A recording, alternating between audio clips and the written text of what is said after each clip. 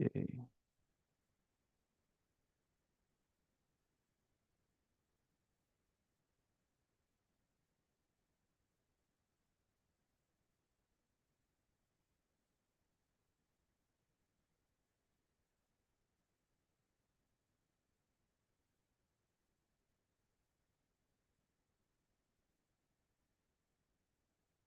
Okay, like I said, we do a to-do list today as an exercise for this introduction to React.js, a library that we use to build front-end user interfaces. Here's the wireframe. Again, just a simple text box. We can type something to do, click add, and then a bullet point list in the bottom here. So let's get to it. So in your code sandbox environment, if you go to codesandbox.io, the link I posted in the Zoom chat, /s/react-new, you should have this environment here after you fork in the top right. There's a directory called src, and then /app.js. We're interested only in this one. So what happens here, we have the code in the middle, and then the right-hand side is the manifestation of this code. It's like a mini web browser within the whole browser here. So you can refresh and do things. So as you change the code here, for example, by saying 123 to this, it will appear here.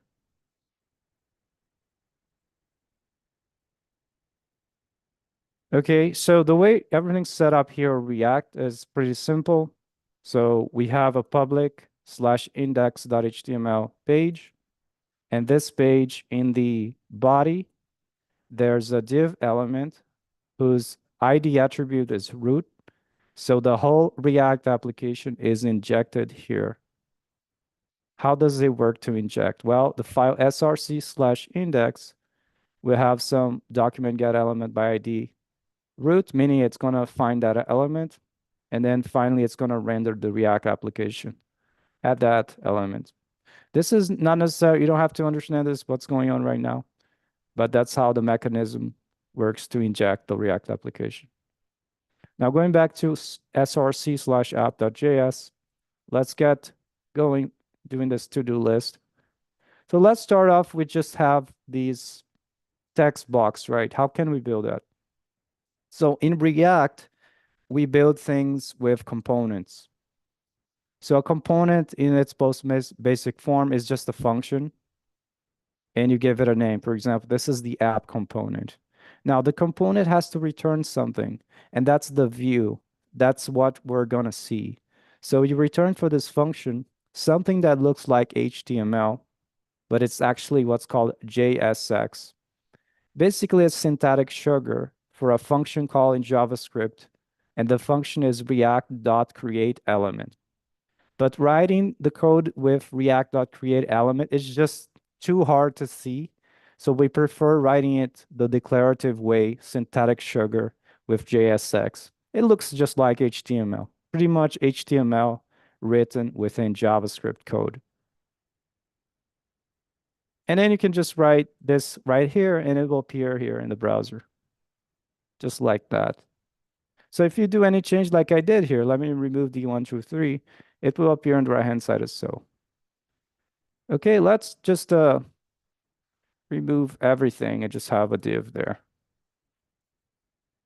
So let's get started. What's the element we're going to use to make a text box? Well, it's going to be the input, just like HTML, right? So in HTML world, we have the input element with this input tag, right? Now in the React world, it's the same thing, except we use different terminology. When you say element in HTML world, in React world, we say component. When we say attribute, like the type attribute of the input type text, in React world, that's called a prop, which is short for property. So let's do this here. Now, React requires you, when you have a self-closing tag, to add a slash before the greater than. Otherwise, it doesn't work. You know, in HTML5, you don't need to add a slash, but in React, we have to do a slash there. Now you can see there's a text box there. Now let's add the button to add the to-do. I'm just going to break a new line, add button, type button, and I'm going to say add, and then close that. So in this case, we have a button component with the type prop set to button. Now, what's between the open and close tag? In React world, we call this the children prop. It's a special kind of prop that you can place instead of placing here, you can place it between the open and closing tags. Okay. Now let's make this style a little better. I think I want the input to take over the whole line and add some padding to the button. So let's add a container here. And this container div will contain the input and the button. And then we add a class. Now to add a class in React world, you have to be careful. You should use class name instead of class. In HTML, we have the class attribute, but in React, we have class name. Why is that? Well, because React originally, we used to write components using class keyword, object-oriented programming.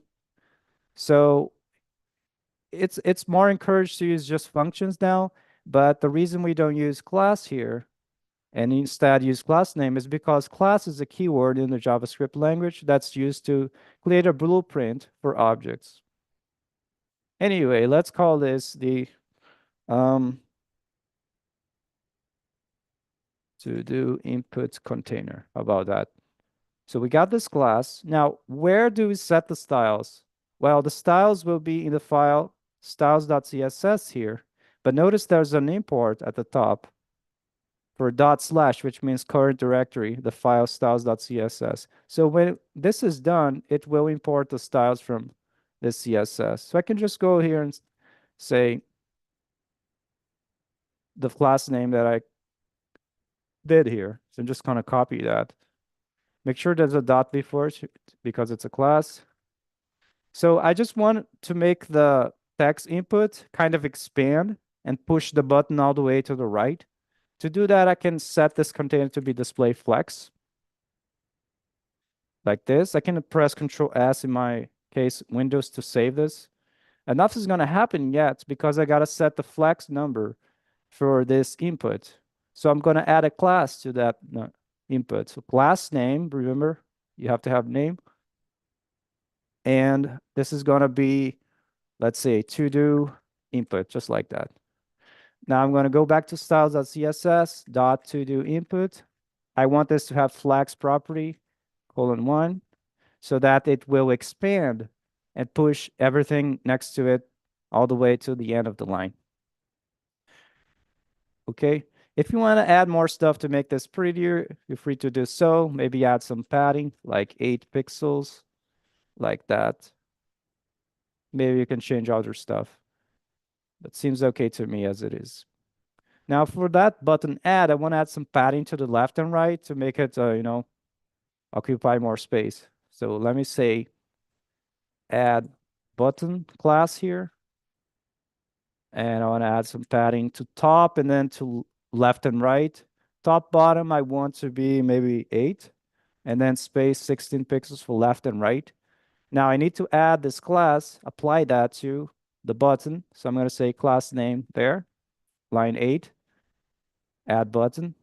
And there's some space now to the left, to the right, and then some in the top bottom. Although I kind of stretch the input, so it might not have any effect. In any case, it looks good to me. Now let's do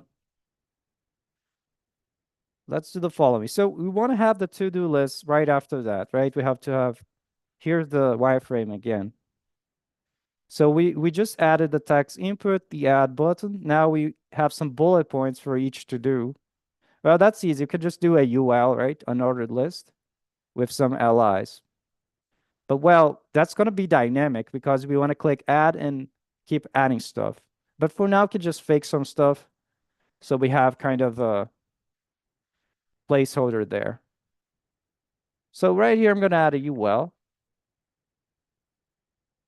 And I don't have anything yet, so just create some fake to-dos here. Maybe just like the what we had. Do the laundry, walk the dog. Do the laundry for the first li, and then the second li is walk the dog. Okay. Maybe you can increase the font size. I don't know if you can see. Let me know if it's too small. Let me add a class to the UL. To-do list. And I'll add some font size there to make it bigger for you. Dot to-do list. Backing styles.css. And I'll increase font size maybe. Let's see if it's 16. 24. About that. There you go.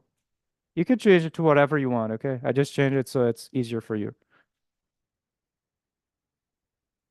All right. How's everybody doing so far? Any questions? You were able to get this far without an issue?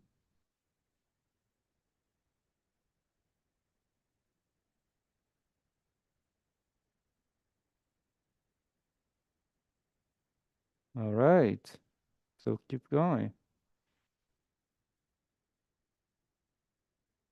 All right. We will leave this edit and remove for later. Let's just focus on the basic functionality. That is, we want to type something to the box and click to add to the bullet point. Now that's going to take some thinking. So first, let me just start the easy way. That's just for the add button. We got to separate every kind of task we have to do here because there's too many things going on. So I want to focus just on the add button, because it might be easier to start off that way. And later we will introduce the concept of state to control the input, whatever the user types. So focus on add. So I want to add some initial value to this input just for development. We can remove it later. So I'm going to add a value prop. Remember, React World, we call it prop, not attribute. And let's just have some placeholder like we had, wash the dishes. So you can see the initial value for the input is wash the dishes, just for now, so we can have something already written there. Okay. Now let's focus on add. When I click add, I want the text that was typed in this input to be added to this list. Now let's focus. Add is, when I click, it's an event on click. So I got to go to the button, add a prop called on click, and define its value like this. Now, HTML, you can do this, but the on click is all lowercase. But React World, it has to be camel case. Okay, so after on, make sure the C is capitalized. Now, the syntax for JSX is the equal sign followed by curly braces. It's not the quotes. Now, actually, I put quotes for the other ones because when you have string value for a prop, you can kind of drop the curly braces. So that's actually curly brace there, but I can drop it because it's optional. Okay, but always think there is a curly brace there. That's why I have to add it here. Now, this has to be a function. In the HTML vanilla, it would be just a string with the name of the function and parentheses. But in React World, you got to give just the name of the function, no parentheses. So we're going to say on add click. That's the name I'm going to give to this function. Again, you're free to use whatever name you want. I think it's descriptive to use on add click. Now we got to define this function somewhere, and we're going to do it right before the return value. I'm going to break 2 lines there. Make sure it's within the function, okay? Not outside. So I'm going to create a function on add click here, parentheses, like that. Now, when you click, events in HTML, JavaScript, there's always an event parameter there. But I don't think I care about it right now, so I could have just omitted, or you don't have to use it. But anyway, so when I click add, this function is going to be called. So I want to first access this value here. How can we do that? Now, that's the problem. In vanilla HTML, what we would do is, okay, I'm gonna get this input in some sort of way. Like I can use query selector, I can use get element by ID, provided there's an ID attribute added to the input, and so on. But React World, we don't do that. We want to avoid doing that. Please don't do that. React World, we gotta first do the following. We gotta make a variable that will hold the value that the user types. And then we're gonna control this input so that React will know every time you type anything, React will, oh, see, hey, you type something, therefore I will react to it and I will update the variable value. And then because the value updated, React will know, hey, something was changed in what we call state. So when the state changes, React will re-render the component. In this case, it will call the function app again. And since the value for what the new thing we typed will be there, it will call it here in the input with that value. Now, enough talk. Let's just get to it. So first, I have to go to the input here. And this value, I'm going to take it out. I'm going to create a variable for that. Now, let's call this, I don't know, to do text. How about that? Now, this variable, I got to go here outside. Now, I can't just do to do text like this because React will not know that you're going to change this. The only way React can know how to change something changed is if it tracks it by placing the variable in the state. This value has to be placed in the state so React can track its value with time. So to do that, we have to call what's called react.useStateHook, Hook. Now, in order to use that, you're going to see there's an error. React is not defined. So we got to go here in the top and say import React from React. So this means, okay, we're importing the React object from this library React that was installed with npm, the node package manager, for example, or you could use yarn. In any case, when I call react.useState, I'm telling React, hey, I want to keep track of a certain value. And here's the initial value that I pass as the argument. Now, this thing is going to return an array and it has two things. First is a variable that you can access the value here. In this case, you could access wash the dishes. Let me put in a new line. It would be like this. And then the second value is like a function that we can use to change this value here. Instead of wash the dishes, maybe I want to reset and clear everything and set it to an empty string after I add. Okay. Now, because of this, what people typically do is they destructure this array, meaning they extract the first element of the array into a variable, and then they extract the second element, which is a function, into another variable. Instead of them having to say to do text sub 1 to access the first element and to do text sub 1, 0 or 1 to access the second element. Okay, so people like doing this notation with the square brackets, and then you extract each like this. So this is taking, okay, we have an array on the right-hand side.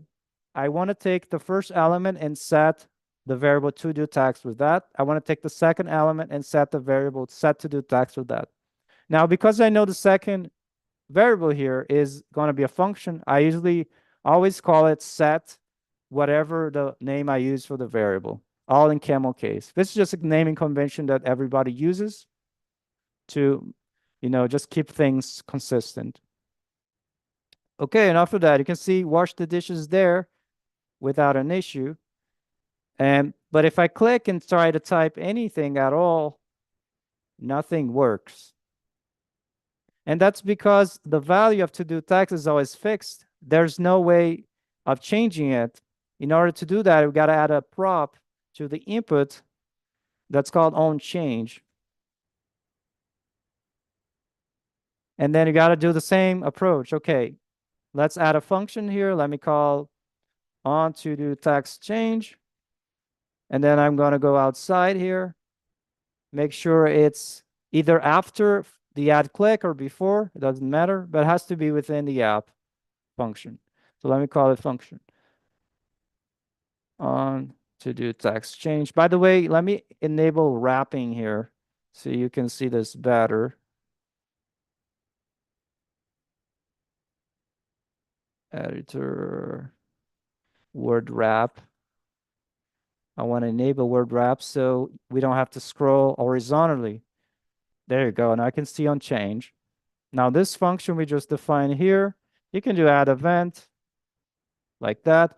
Now we're going to use event now because when you type something there, for every character that's typed, it's going to call on to do text change. And you can access the text by saying event.target.value. Well, target is actually the input element, and the input element has a value, remember? And that's how we access what was typed there. Then we can take this and call set to do text with that value. That's the new thing that was just typed. That way, if I go there and try to type it, it's working now. If I refresh, what's going on now? Well, when I type the letter A, it's gonna go here. Okay, you typed A. I'm gonna call the onChange prop of the input, which is on to do text change. Then I'm gonna call the function set to do text, which is used to change the state of the to do text. And then we're gonna take whatever is typed under event, the targeted value, and replace that. And then the moment we change the value of to do text, that means it's a state change. React, when it sees a state change, will react to it. Hey, state has changed, therefore I must re-render. So it calls app again and returns a new view. Now in this new view will contain to-do text with its new value. Therefore, we see the wash the dishes with the A at the end now, there. And that's how the mechanism works.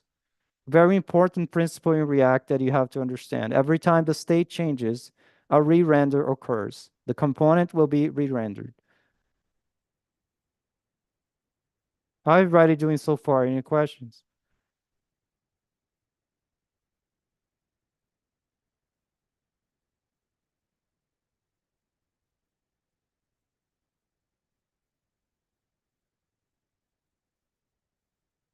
All right, so let's keep going. Great. But so far we don't have anything to add. So let's go back to the add button. Remember, when I call add, when I click add, it calls on add click. Now that I finally have the value, access to the value that was typed, which is just to-do text variable, right? I can just add that to the to-do list. Now we face another challenge because, okay, the to-do list is just static stuff here. It's just allies. I have no way of injecting that new value here. How am I going to add an ally here? I cannot just hard code it, right? Because it's runtime. So that's why we've got to do some changes here. We have to generate these allies dynamically. We cannot just hard code them here. So what you can do is make an array of to-do strings. So every to-do would just be a string that's placed within an array. So let's go up here. I'm going to make a variable. I'm going to call it to-dos. Now it's an array, so square brackets, right? So I'm going to cut do the laundry here. Actually, I'm going to copy that and place it here. I'm going to go back there, take walk the dog, copy, and comma, place it as the second element to this array of to-dos. Notice I have a quote, right? Either double or single, doesn't matter.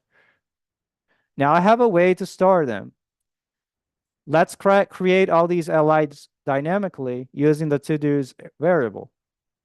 So instead of writing them here, I can just map here. So I do to-dos. That's the array of elements that contain every to-do string, dot map, and then I pass a function callback.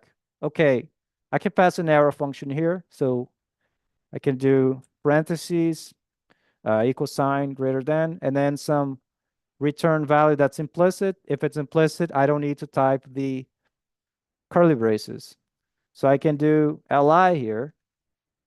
Now I need to access every element. So that's the first argument to the callback function. Let's call it just to do. And I can use that here in the li. But if I just say to do here, I'm just going to literally see the word to do. So in order to interpolate or substitute the value of the variable here, I must use curly braces before and after the name. Now you can see do the laundry, the first element, and then walk the dog, the second, all transform or map into an li. Now, this is a very common operation to generate dynamic components based off an array that's passed in with all the data, right? Map is just an operation that iterates, goes through each element of the array, starting from the first one, and then it will build a new array with whatever values returned from the callback function here. So in this case, it's building a new array with li's containing the to-do from the original.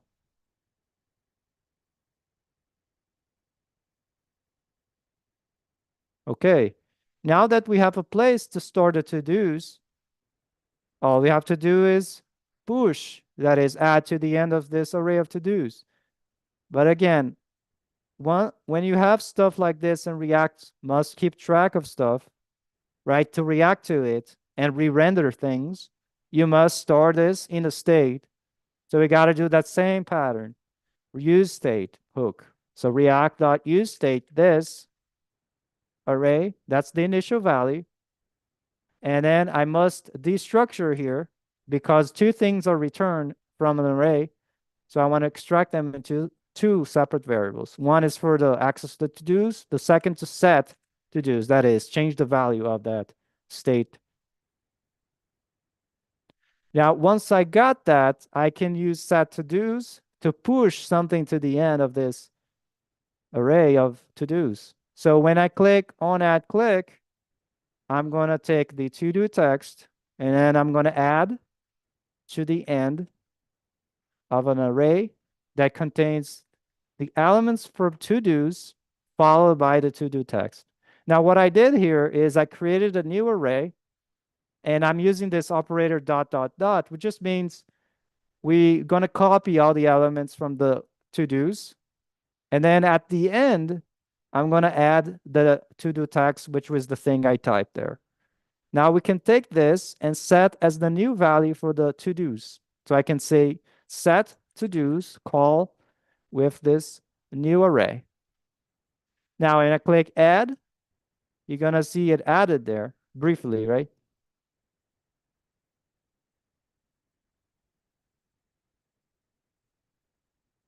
See that? If I click again, keeps adding and adding and adding and adding and adding. Obviously, this is not a very good user experience, so we're going to change that in a moment. But so far, how's everybody doing? Any questions?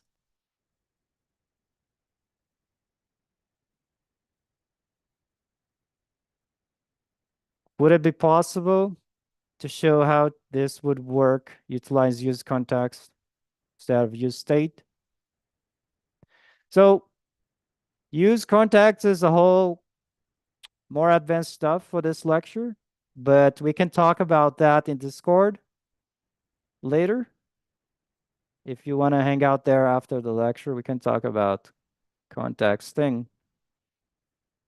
But for this use case right now, it's not so appropriate to use context.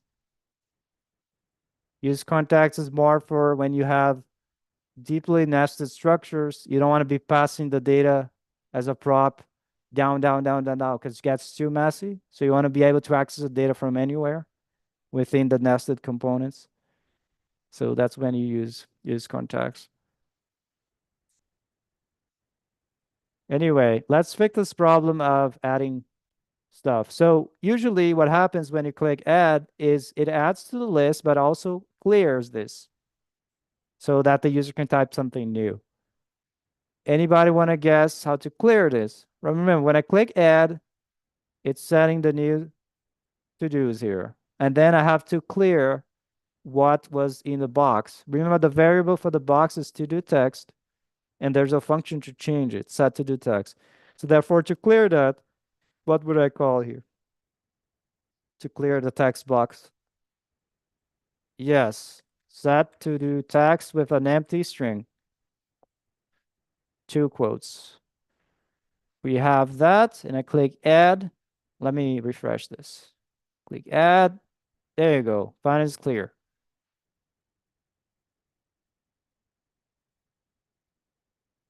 Okay. Now, I just came across something I wasn't going to talk about, but that is what happens if I click add right now? What is going to happen? Anybody want to guess?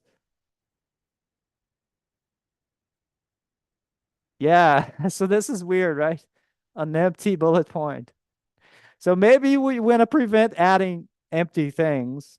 So the way you could do that is maybe when you click add, we're going to check, hey, did the user type anything? If the user didn't type anything, I just return from the function without doing anything.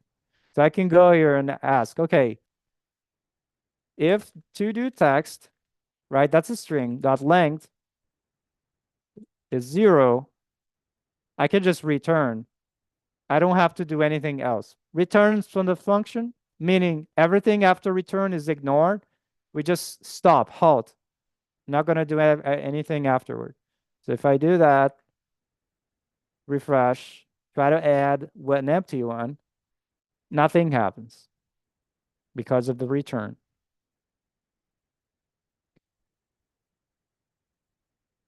Yeah, someone said, should we add trim? Yes.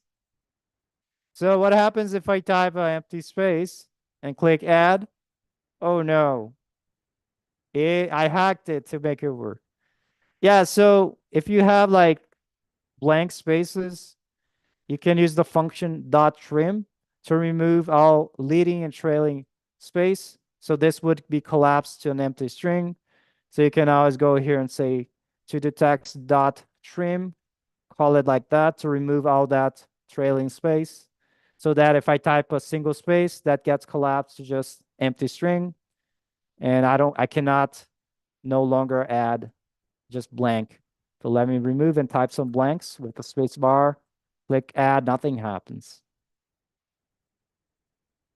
There you go.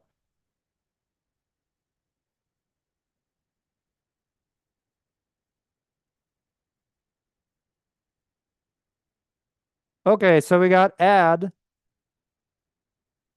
How about we add remove? Remember, I added some remove button there before the name of the to-do. We can do that next. We have some time. So I'm going to go here.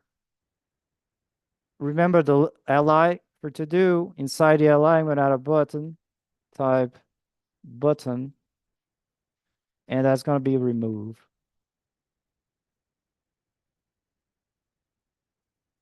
Notice my environment keeps reformatting the code. That's that's just this environment, but yours might not do it if you're using some other kind of environment. It just when I save it, it reformats and styles the code a certain way. So you can see some parentheses were added.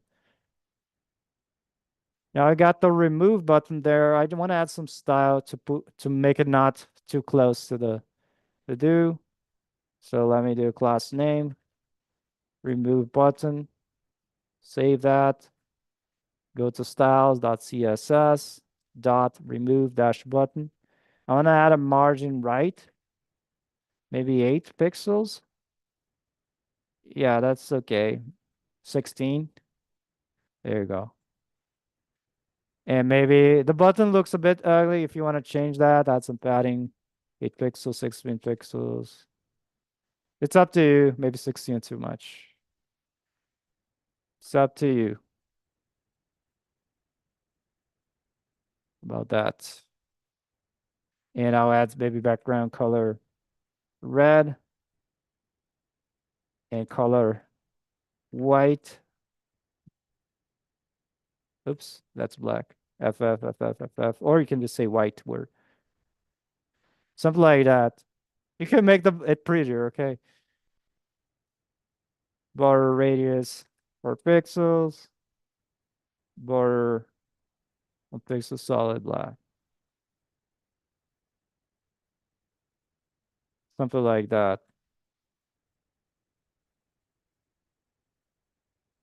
Anyway, change it to your own heart's content. Now let's add, when I click remove, we want something to happen. So add an on click to the button. On remove click. Let's define it up here. Before the return function on remove click. There's an event if you want to put there. Now, if I click on remove click, will be called. Now, let's think about this. So in order to remove something, we must change the array of to-dos, right? To-dos in the state. So we must call set to-dos to change it, but we must eliminate the one that we click to remove. Now we need to know which one, right? That's the problem here, because I don't know, I have no access to know, okay, which one, because if I click remove, the target in the event is the button itself. It's not this. So I must know the position I am in some way. So what we can do, there are different ways. You could leverage an attribute. That's one way. Another way is you can leverage a function that returns a function. Let's do the function returns function. So basically what happens is we're going to go here on remove click, and we're going to call it as though it's a function, and we're going to pass the index of the element we want to remove. Now, to access the index of this array, I must add the second argument to this callback here. That's the index. So right away when it renders, we're going to be calling on remove click with the index of the element. That is, first it's going to call it with 0, then it's going to call it again with 1. Now, when that happens, we must change the signature of on remove click, because it's no longer an event that's passed in, it's an index, and it's called right away. But if you remember, on click expects the definition of a function as its value. So therefore, when I call on remove click with index argument, I must right away receive the definition of a function. So therefore, I must return a function from on remove click. And this function is the one that will handle the event. Some people like using the arrow function here. That's totally fine as well.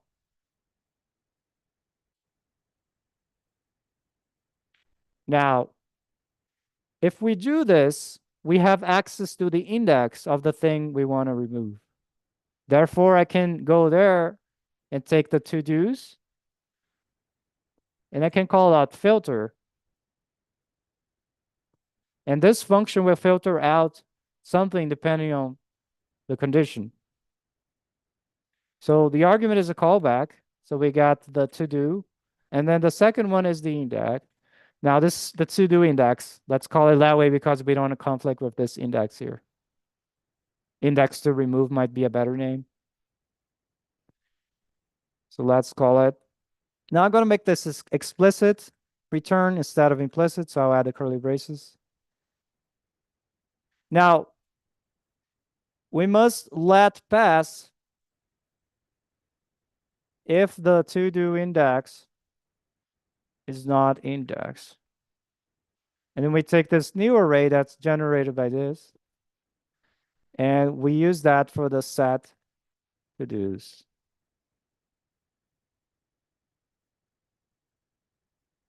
Was that too fast? Let me change a few things here to make it a bit easier. So I'm going to create a variable here, filter to-dos, and I'm going to cut this and paste it there so it's easier for you to see. And then finally, I'm going to set the to-dos with the filter to-dos. So what's going on here? Let's go ahead again.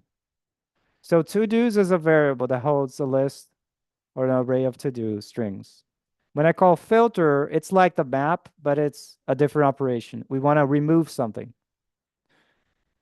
So the value that's returned here means, okay, I want to allow to pass through as long as the to-do index, the current element index, is not the one that I want to remove. Maybe I should call this index to remove so you don't confuse it. So this filter will return an array, the original, with one less element.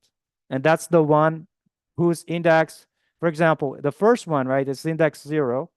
So I click remove, and index to remove here would be 0. Therefore, when I have 0 here, the first iteration will be the first 0 not equal to 0. That's false, right? Because this is false, it doesn't get passed through. It's filtered out.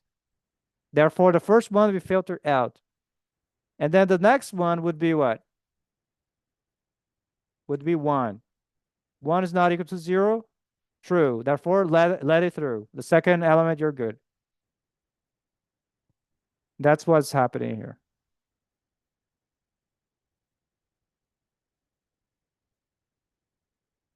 Okay, so we can click remove and it works.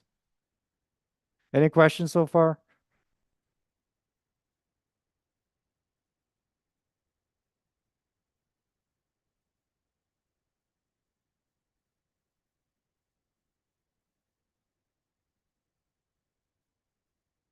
Okay, now we got some time to do edit. Let's try that. Edit. Let's add a button here. Scroll down where you have the remove. Before remove, add another button.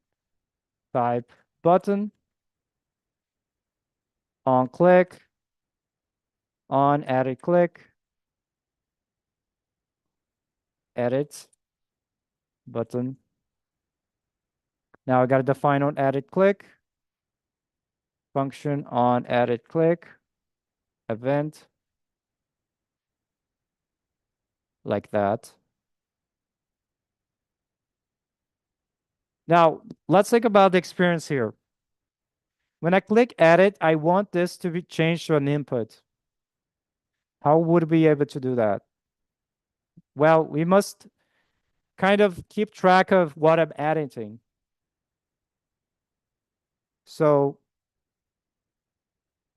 we're going to have to say, what are you editing? Are you editing the first, the second, and so on? So I have the same problem as the remove. So therefore, we can try the same approach here. Or if you want, try the data attribute approach. Let me teach you. So the data attributes like this. You can add a data attribute here, dash, and I'm going to add the index value there. So what I'm doing is pretty much, if I inspect that with the DevTools pressing F12, I want to open this LI and the button here. Do you see data index attribute is set to 0 for the first one? And then to the second button is 1. So that way, event the target is the button, I can extract the data index attribute and get the index there. So this is another way of solving the problem we had with remove. I just wanted to show you an alternative to that function that returns the function. Okay, knowing that, when we call on edit click, I can go to event.target.dataset.index. Now let's understand what this is doing with a console log here. I'm going to console log that, okay? And I'm open the console with F12. Let me see, or right click and inspect. And I'm going to, oh, I got to click console here. Console tab. I'm going to click edit for each one. Did you see the console log there? 0, 1. So when I say event.target, I mean whoever I clicked, right? The edit button is the target. It has a dot dataset attribute that's actually holding all of the data dash attributes. So if I want to access data index, I have to say dataset dot index. Okay. So that's how we access that thing. Now I'm just going to leave this for reference for you. Now, we must keep track of what we're editing right now. So I must keep track like this.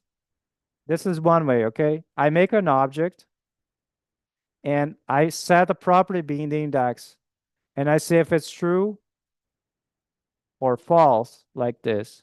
I know this is a bit advanced, but what it's meaning, okay, if I want to know if the first element is being edited right now, is in editing mode, I must have the value true set for the 0 property.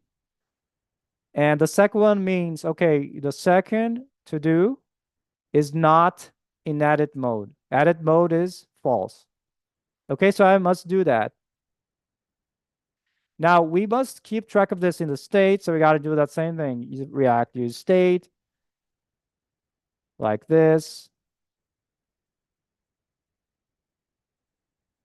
and then const. And we could call this editing, and then set editing. Now I put initially for the first one, I need a comma here for syntax. That the first one is being edited by default. That's not really what we want. In fact, I could just have left this object empty and it would be set later as we click edit or not. So I don't have to explicitly say this here, but just for the sake of our education here, let's go it that way. Okay, so I can use editing variable in the state to know if I'm editing or not. When I'm editing, I want to show the text box with the value to do the laundry. Otherwise, I just want to show it like this. So let's go down here where we have the li, the to-do value. See that's to-do? So now it's going to be different. I got to only show that a certain condition.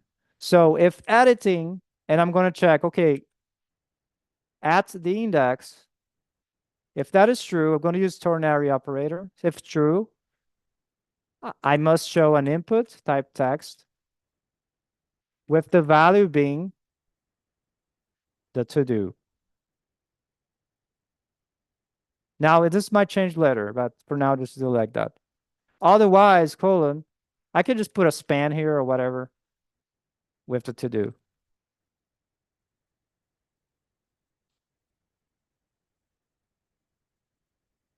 Let's see what's going on here. Editing.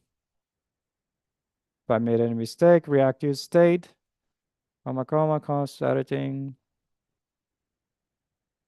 Ternary. Oh, I forgot to put the curly brace at the end.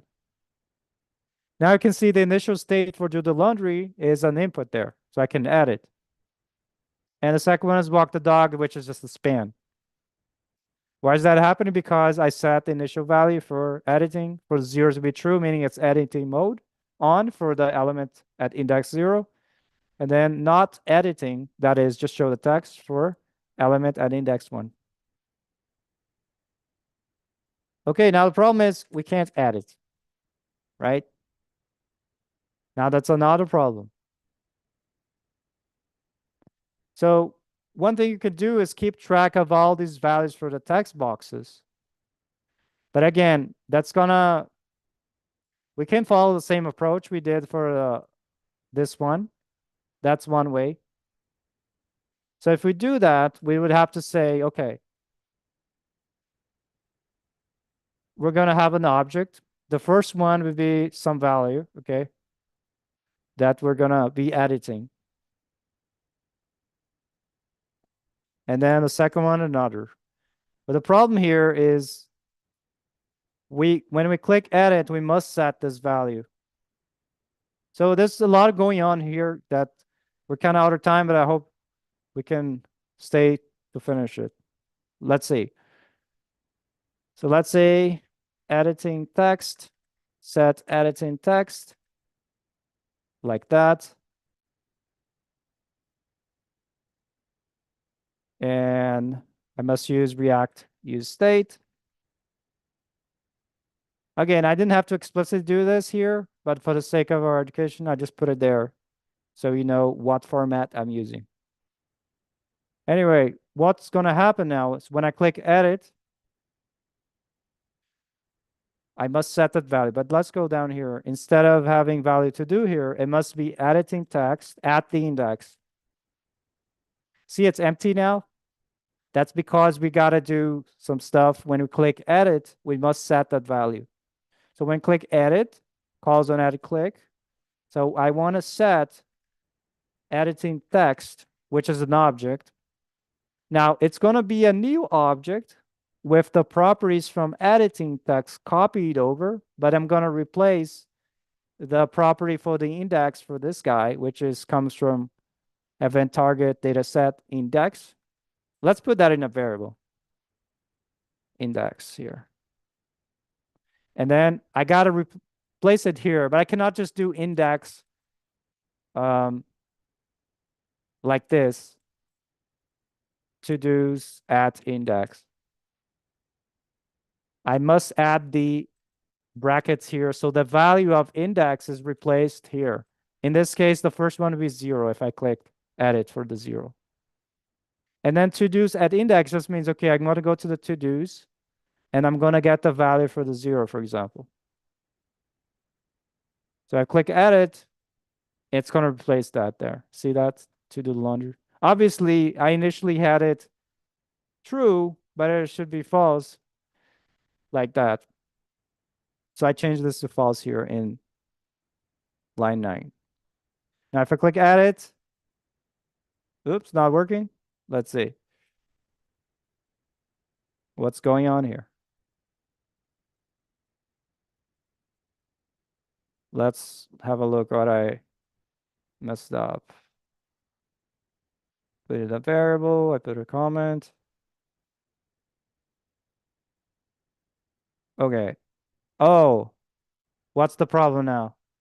It's actually setting it, but I didn't set editing mode true for this guy, right?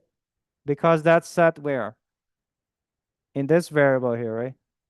So I must set editing at the index to be true.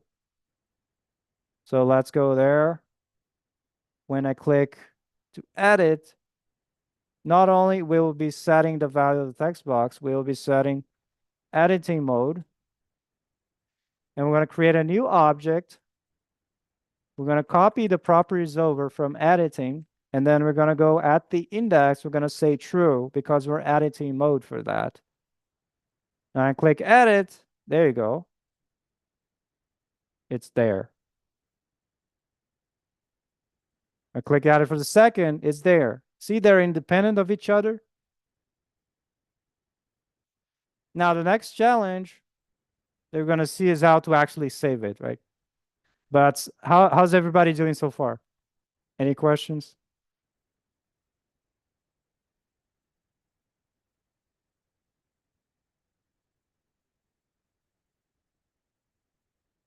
You're welcome. Okay, let's continue. Just finish it off. So we must save it. Let's add a save button. There are different ways to go about the user experience here. Let's keep it simple. We will add a save button here. So if you have the input editing mode on, not only do I want to show the input, but also a save button that I'll add after the input. Type button, on click, we'll call it on save click. And then we're going to say save as the label. Now, because I'm returning two things here, I must consolidate into one by either having a div or a fragment. So if I do react.fragment, I can return two things. Because in this case, I must return only one because of JavaScript. So in order to do that, I must group these two things into one thing. And one way of doing that is using what's called a React fragment. when we use a React fragment, we don't create an extra div. You could also have used a div here, no problem. That's totally okay as well. But if you use fragment, there's no div added to the DOM. If I click edit, oops, what's going on there? I didn't define on save click, that's why. Let's define that. Outside function on save click, event. There you go. Now I click edit, there's the save button. Although it's a bit cramped in there, but you can see it. If I click edit, there's the save. Okay, so let's think this through. I type something here, right? Oh, I cannot type it because it's not controlled yet. Let's fix that. Remember, this is in these inputs here. So I must add a what? Prop when I want to control it on change. So we're going to say on, let's say editing text change. Now we got to say, okay, which one you're going to change. So we can use the data index or you can use the function return function. Let's do function return function. So we must define on editing text change with the index, and then we return a function that has the event as the parameter. Oops, that. Now I must say, okay, how do we change the text? Well, editing text contains all the text for the inputs. So I must reference the object at the index. So I go here and I'll say, okay, set editing text, copy properties over from editing text, but at the index, I must set event.target.value. Because event.target is the input and the value is what we type new there. Now, if I go here and try to type 1, 2, 3, it's working. Now, when I click save, right, on save click, I must take this value here and replace in the original to-dos. Therefore, we must set to-dos with a new array, but that specific one has to be replaced with a new value. Now, one way of doing that is with map. So I can say, okay, I'm going to go over to-dos. I'm going to map a to-do. But then, okay, if the, let me add the index here, to-do index as a second. If the to-do index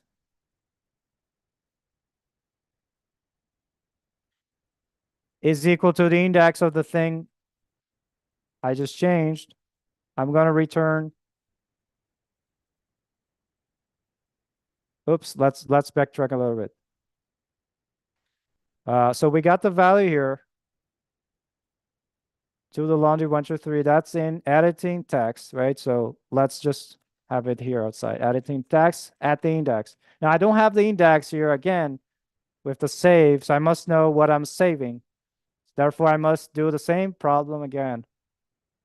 Go down to where we have save. And on save click, I pass the index. Therefore, on save click now must take the index here and return a function with event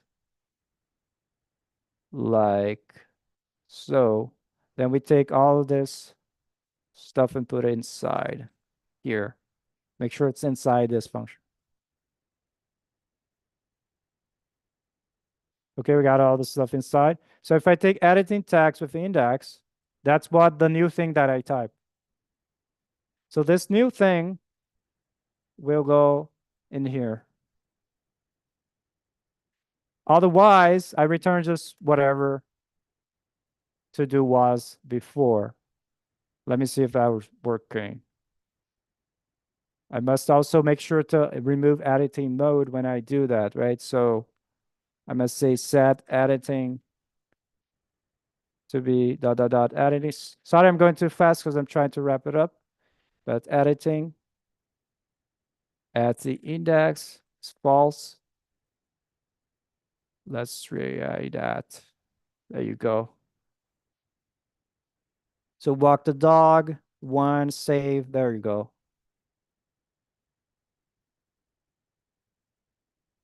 So when I type something here, do the laundry today, I click save. Save will call on save click.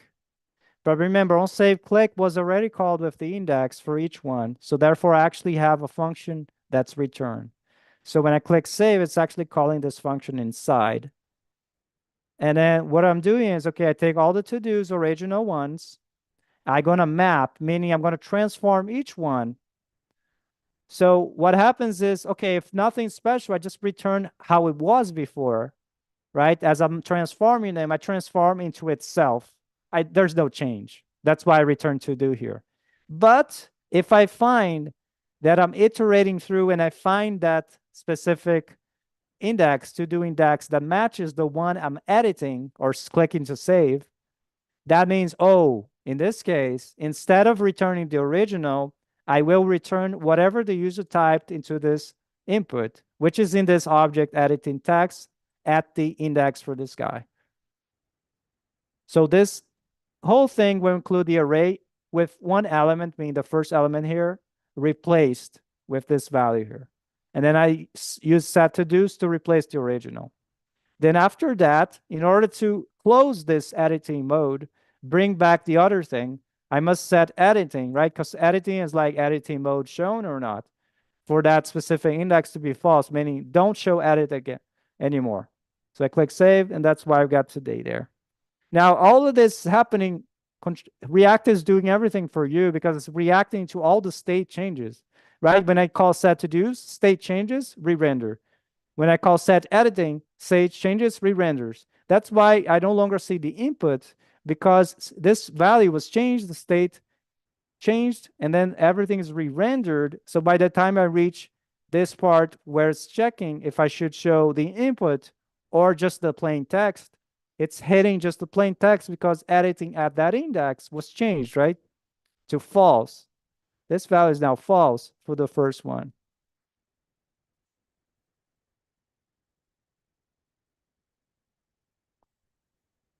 And it works independently of each other. So you can be editing multiple things at the same time and it work just for each one. Okay. So that's it, the to-do list, everybody. Sorry for going a little bit over time. I hope you appreciated this.